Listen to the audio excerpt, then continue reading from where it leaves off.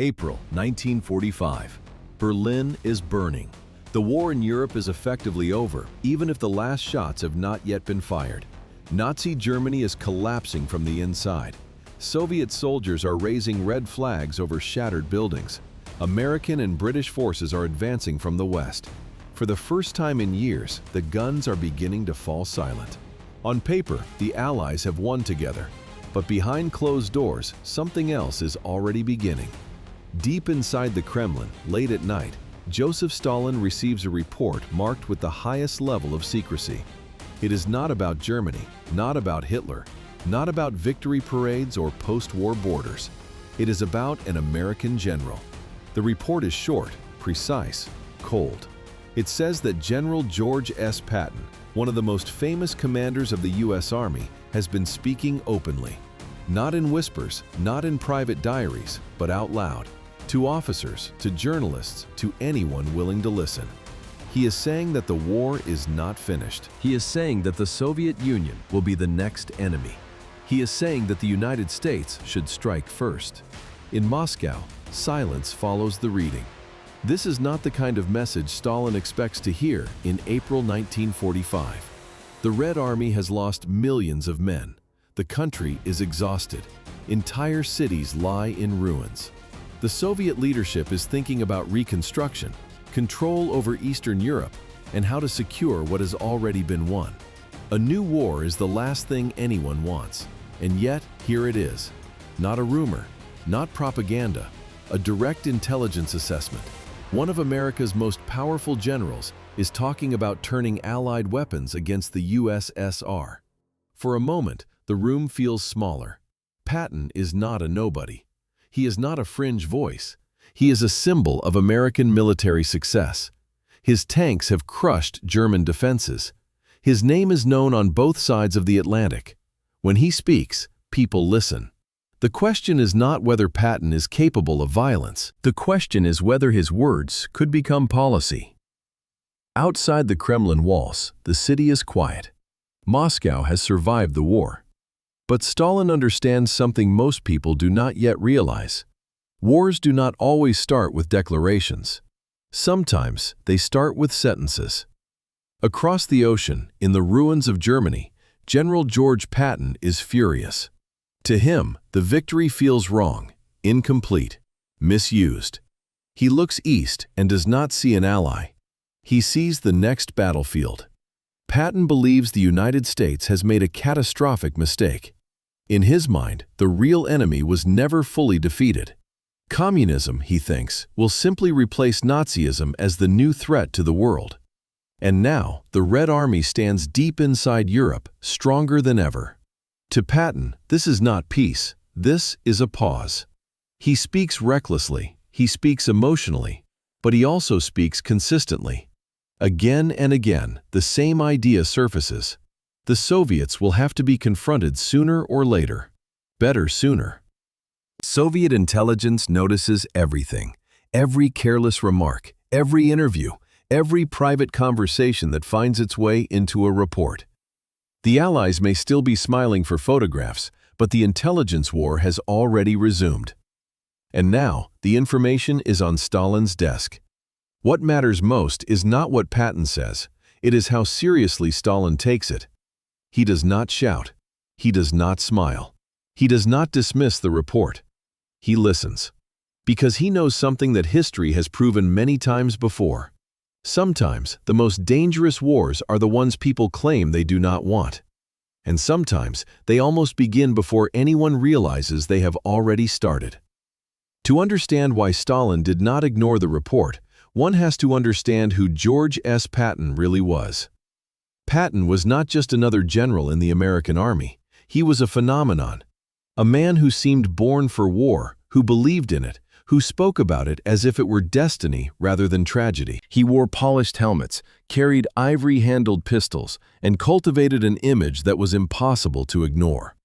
To many Americans, Patton was a hero, aggressive, fearless, brilliant on the battlefield. His rapid armored advances across France had broken German resistance again and again. When speed and brutality were required, Patton delivered both. But behind the medals and the speeches was a personality that worried even his own allies. Patton believed deeply in hierarchy, discipline, and power. He despised weakness. He had little patience for politics, diplomacy, or compromise.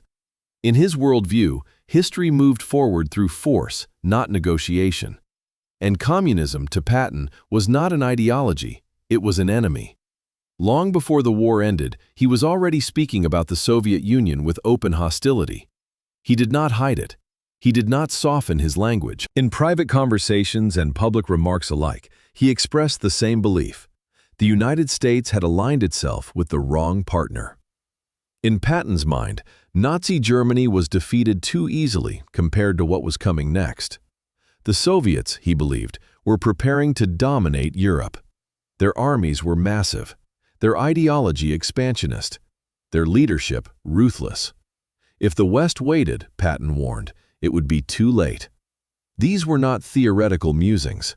Patton spoke about military realities, about troop numbers, about logistics, about the fact that the Red Army, battle-hardened and positioned across Eastern Europe, would be difficult to stop later. He argued that while American forces were still mobilized, while Europe was still filled with soldiers and equipment, action would be easier. He even went further.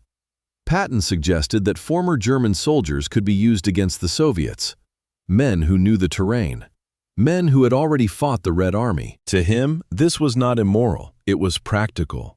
For many, this crossed a line. Other Allied commanders were stunned by how openly Patton spoke. Some dismissed him as reckless, others saw him as dangerous. But no one could deny his influence. Officers admired him, soldiers followed him, journalists quoted him. Patton did not sound like a man making casual remarks. He sounded like someone trying to shape the future, and Soviet intelligence understood this perfectly. To Moscow, Patton was not a clown or a warmonger shouting into the void. He was a signal, a symptom of something deeper happening inside the Western alliance. The war had created unity, but peace was already exposing fractures. If someone like Patton felt confident enough to speak publicly about war with the USSR, then others were likely thinking the same thing quietly. This was not about one man's ego. It was about whether the West was preparing to redefine its enemy. For Stalin, that distinction mattered because generals like Patton did not need to start wars themselves. They only needed to make them seem inevitable. And if enough people believed that inevitability, then eventually someone in power would act on it. That was the real danger, not Patton's anger, but Patton's certainty. By 1945, Soviet intelligence had learned a hard lesson. Allies were temporary. Information was permanent. Even while the Red Army was still fighting in Berlin, Soviet intelligence networks were already shifting focus. Germany was no longer the primary target. The attention was turning west, toward yesterday's partners and tomorrow's uncertainties. The Soviets had eyes everywhere. In embassies, in military liaison missions, in occupied Europe, in press circles, in social gatherings where officers spoke too freely after a few drinks. Every comment, every tone, every repeated phrase was noted and analyzed. Patton's name began to appear more and more often. At first, the reports were cautious. They described his temperament, his outbursts, his well-known disdain for Soviet methods. Analysts noted that Patton frequently framed the USSR not as an ally, but as a future threat. Then the tone of the reports changed. Patton was no longer just expressing opinions. He was making arguments, strategic ones. He was discussing timelines, comparing Soviet and American capabilities, asking why the United States should demobilize while a new adversary was already in position. This caught Moscow's attention. Soviet intelligence did not assume that Patton spoke for Washington, but they also did not assume he was irrelevant. History had taught them that generals could become symbols, and symbols could shape policy. The reports described a pattern. Patton spoke most openly after Germany's defeat became inevitable. As the common enemy disappeared, his rhetoric intensified. The more certain victory became, the more he talked about the next war. Some reports included direct quotations, others summarized conversations overheard by informants. The content varied, but the message remained the same. Patton believed conflict with the USSR was unavoidable. More concerning was the fact that no one was publicly silencing him. There were no official reprimands, no clear statements distancing American policy from his words. To Soviet analysts, this ambiguity was dangerous. Was Patton being tolerated? Or was he being tested? Intelligence work was about patterns, not proof, and the pattern suggested that parts of the Western military were already imagining a post-war confrontation. At the same time, other signals appeared. British planning documents circulated quietly. Discussions about Soviet intentions in Eastern Europe grew more frequent. The language of cooperation slowly began to include suspicion. To Moscow, this did not feel accidental. The war had created an alliance of necessity, but necessity was fading. Every new report reinforced the same concern. The ideological conflict that had been postponed by Hitler was returning to the surface. And Patton, loud and unapologetic, was simply the most visible expression of it. The intelligence summaries grew thicker, the wording more serious. What began as background noise was now treated as a potential threat assessment. Eventually, the reports were forwarded upward, not to mid-level officials, not to committees, directly to Stalin. Because this was no longer about monitoring rhetoric. It was about preparing for the possibility that the next war was already being discussed, openly, by men who commanded armies. And when information reached that level, it meant only one thing. The situation was no longer theoretical. The folder placed in front of Stalin was thin, but its contents carried weight. He read slowly, carefully, line by line. This was not his first warning about tensions with the West. He had expected disagreements over borders, influence, and post-war arrangements. That was normal. Great powers always clashed once a common enemy disappeared. But this was different. This was not a diplomatic dispute. This was a military voice speaking about war as if it were a logical next step. Around the table, senior officials waited in silence. No one interrupted. No one tried to interpret the report for him. They knew better. Stalin preferred to draw his own conclusions. Patton's statements were laid out without commentary. No emotional language. No exaggeration. Just facts as Soviet intelligence understood them. Stalin stopped at several passages. Read them again. He had seen men like Patton before. Commanders shaped by constant war, unable or unwilling to return to peace. Men who believed conflict was not an exception, but the natural state of history. Stalin understood that mindset well. For a moment, he said nothing. Those present studied his face, searching for signs of anger or alarm. They saw neither. Stalin's expression remained unreadable. Finally, he spoke. Not loudly, not dramatically. He asked questions. Who was Patton speaking to? How often did these statements occur? Was there evidence of official support? Were similar views appearing elsewhere? Each question was precise, each answer noted. This was not a man preparing for panic. This was a man evaluating risk. Stalin knew the difference between an individual and a system. Patton commanded troops, but he did not command American policy. Presidents started wars, not generals. But generals could create pressure. They could shape narratives. They could make aggressive options seem reasonable. That was the danger Stalin was measuring. The Red Army was powerful, but it was exhausted. The Soviet economy was shattered. Another war, especially against the United States, would be catastrophic. Stalin had no interest in testing American industry, air power, and soon nuclear weapons. He leaned back, exhaled smoke, and spoke again. This time, his words were more reflective. Patton, he said, was not unique. Every war produced men who could not imagine peace. The West had its own internal divisions. Not everyone there wanted confrontation. Some wanted stability, others wanted dominance. The task, Stalin concluded, was not to react emotionally. It was to wait, to watch, to prepare quietly without provoking. If the West wanted a new war, it would reveal itself through actions, not speeches. When the meeting ended, no dramatic orders were issued. No mobilization was announced. No public response was made. But one thing had changed. From that moment on, the Soviet leadership no longer viewed the end of the war as the beginning of peace. They viewed it as the beginning of observation. The report about Patton was filed away. But it was not forgotten. Later, away from the larger meetings and formal discussions, Stalin returned to the subject in a smaller circle. This was where he spoke more freely, where his real assessment surfaced, stripped of performance and posture. Someone brought up Patton again. Was he serious? Was he dangerous? Should the Soviet Union prepare for a direct confrontation? Stalin listened, then answered calmly. Patton, he said, was loud. A talented commander, yes, an effective one, but also impulsive, emotional. A man shaped entirely by war, unable to imagine a world without it. Then came the sentence that would be remembered. Wars, Stalin said, are not started by generals who talk too much. They are started by governments. Patton could shout. He could provoke. He could frighten politicians and excite officers. But he did not decide American strategy. He did not control industry, diplomacy, or the future of U.S. foreign policy.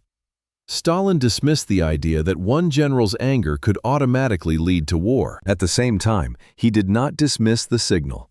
Patton's words mattered not because they were orders, but because they revealed a mood, a current beneath the surface, a desire, in parts of the Western military, to replace one enemy with another. That was what Stalin took seriously. He compared Patton to similar figures from earlier eras, men who spoke openly about war long before it came. Some were ignored. Others were used by politicians when the moment suited them. The key, Stalin believed, was patience. If Washington wanted conflict, it would not rely on Patton's speeches.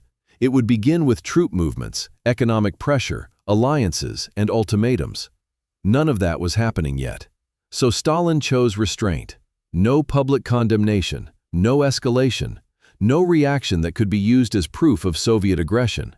Instead, he ordered continued observation, expanded intelligence coverage, careful monitoring of Western military planning. The Soviet Union would not blink first. In Stalin's view, panic was exactly what someone like Patton wanted.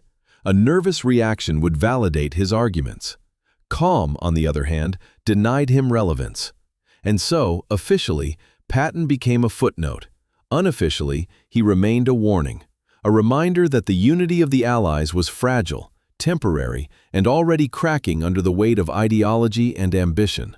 The war was ending, but the peace was already contested. Stalin may have dismissed Patton as a decision-maker, but that did not mean he considered him harmless. Patton was dangerous for a different reason. He gave shape to thoughts others were afraid to say out loud. Within the Western military, especially among officers who had spent years fighting in Europe, frustration was growing.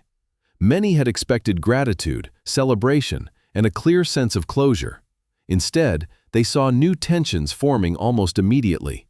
The Soviet presence in Eastern Europe unsettled them. Red Army troops remained in Poland, Hungary, Romania, and beyond. Communist governments were beginning to take form. To some in the West, this looked less like liberation and more like occupation. Patton voiced what others only hinted at. He framed the situation as a strategic mistake, a missed opportunity. The West, he argued, had allowed a rival power to gain too much ground. And now, reversing that outcome would be far more difficult. This message resonated, not with politicians, at least not openly, but with soldiers, planners, and analysts who were already thinking in terms of the next conflict. Patton became a reference point, a symbol of uncompromising opposition to the Soviet Union. His ideas spread not because he ordered them to, but because they aligned with existing fears. There was also the matter of timing. In 1945, the United States still had massive forces in Europe. Supply lines were intact. Air superiority was overwhelming. For some strategists, the idea of acting sooner rather than later seemed logical, even if politically unacceptable. Patton's most controversial suggestion, using former German soldiers against the USSR, shocked many. But it also revealed how far he was willing to go. Ideology mattered less to him than outcome. Enemies were interchangeable. Power was the constant. To Soviet analysts, this was alarming. It suggested that moral limits were flexible, that alliances were tools, not commitments. If former Nazis could become allies overnight, then the line between war and peace was dangerously thin. Patton also enjoyed attention. His statements were quoted, discussed, debated. Each repetition amplified their impact.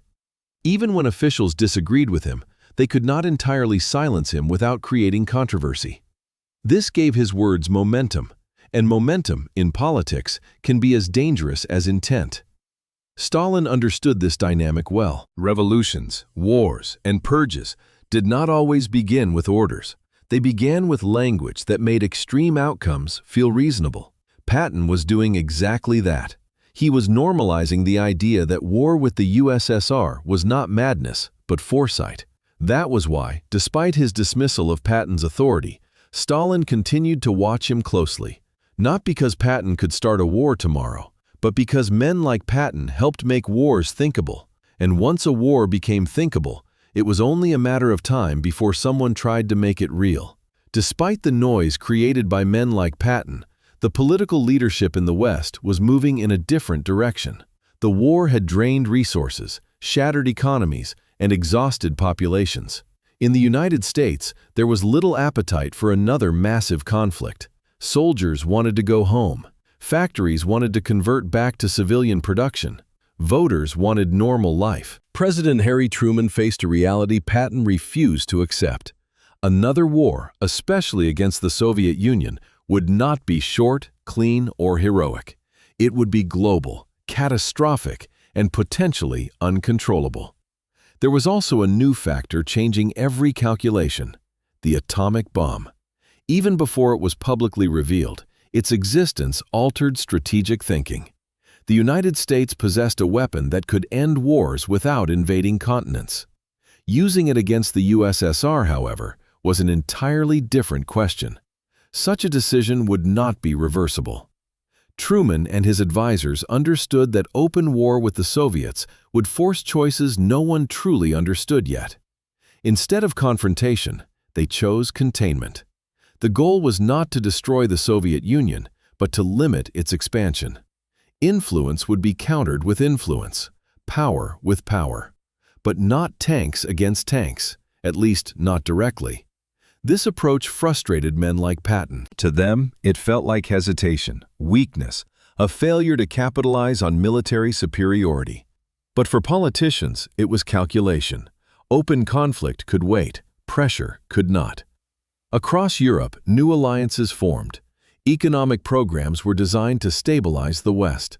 Political institutions were strengthened. The battlefield shifted from open combat to diplomacy, intelligence, and ideology. From Moscow's perspective, this was confirmation of Stalin's assessment.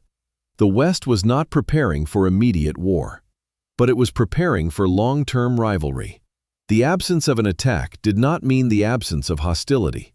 It meant the conflict would unfold differently, more slowly, more subtly, and with far higher stakes. The Cold War was not announced, it emerged. And in that new kind of war, Patton's voice mattered less. His worldview belonged to the era of tanks and breakthroughs.